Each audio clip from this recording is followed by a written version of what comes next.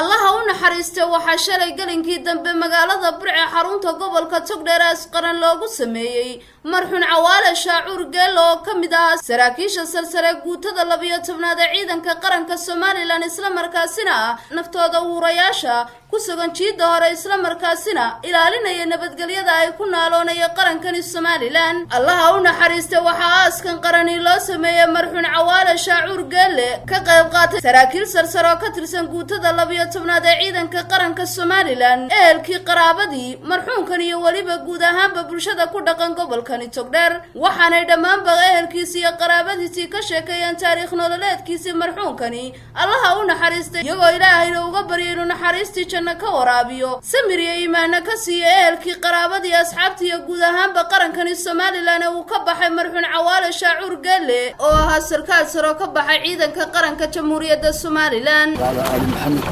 إلهي سبحانه وتعالى ما رأينا كل نفس داقة الموت قف كستلم لي وتروى الدمية إلهي سواء كبر لنا مرحوم كم مارك المرحوم ونكسب بوها مرحوم مارك تاي هوشي سمارك تاي سفي عن كتوها مرحوم وحها مارك صلاة صحة إلهي وحنا كبر لنا مارك تاي أهل كيسي أهل كوانا إلهي لقلميو جوري وكب حي جوري كوانا كسم إلهي لقلميو dadkii ka tagay Ilaahay sabiriyo wanaasiyo wuxuu anigu wanaagsan xakameeya wuxuu aniga soo qayb qaatay halkii midnaysa wadanka maaragtay calool xaaran buu ahaa Ilaahay subhanahu wa ta'ala waxaan ugu baryaynaa isagana maaragtay meel wanaagsan meeqaan wanaagsan geeyo qaraabadii oo ka tagay qoysaskii gaarka ahaa ciidanka qaranka gaar ahaan qaybta 12aad oo ka tirsanaa ayaan ka taxsiyadeynaya in Ilaahay samiriyo iimaan ka siiyo sarkaalkaas wuxuu ahaa nin laba xidiglaa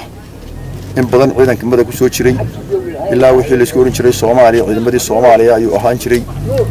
anagu waxaan isbaranay muddadii burburkii dawladda Soomaaliya la burburinayay baan anagu isbaranay intan dambe ciidamada qaranka Jamhuuriyadda Soomaaliland la sameeyayna xiriyaha ciidamadan wada joognay gaar ahaan qaybta 12aad baan wada joognay wuxuu ahaa nin aad iyo aad u daacad ah oo ciidanimada iyo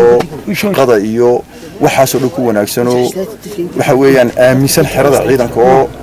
taayimka naftu kaga dhaxbaxday xirada ciidanka kaga dhaxbaxday joogo gudihiisa tagin oo isagada xirada ciidanka oo jooga waxaan Ilaahay uga baryaynaa in Ilaahay su'aasha u fududeeyo su'aasha qabriga لذا Soomaaliya tilkeeda إلى وقتها ciidanku aha wixii inay u kaalin qaadeen ama inay ku soo dhalaamo yaanu dhalin wuxuu waligeeyay ciidanku waligeeyo oo ay ahaayeen wuxuu ahaa nin aad iyo aad dadku jeceliyay wuxuu ka tegey shan inambuur ahaa inamada mid maalin dhaweyd buu dhintay afar baa joogay isagana waxaan leenahay inna lillahi wa inna ilaahi raaji'uun wuxuu ahaa sarkaal ciidanka qaranka ah gaar ahaan qaybta 12aad saraakiisheeda kuna firfircoon waxa weeyaan laakiin mawdkani isagu firfircoonaan iyo habacsanaan walna ma leeyso waxa weeye nin walba maalintiisa ayuu dhimanayaa waxa weeyaan waxaan taxsi gaar ah u dirayaa qoyskii iyo qaraabadii uu ka geeriyooday iyo ciidankii qaranka gaar ahaan qaybta 12aad ee ciidanka qaranka Jamhuuriyadda Soomaaliland waxaanu leenahay Ilaahay samir iyo iimaan ka siiyo iimaan saadiqa na dadka yacniga ehelka ahina waxa weeyaan inay u samro waxa weey taasina ku wada sugannahay wax ku tacsiinna ku aasinaa marxuumkii loo jiray Cawaale Shaacuur Geel marka insha Allah Allahumma naxariisto ehelidii iyo qaraabadii ka geeriyodina Allah wada naxariisto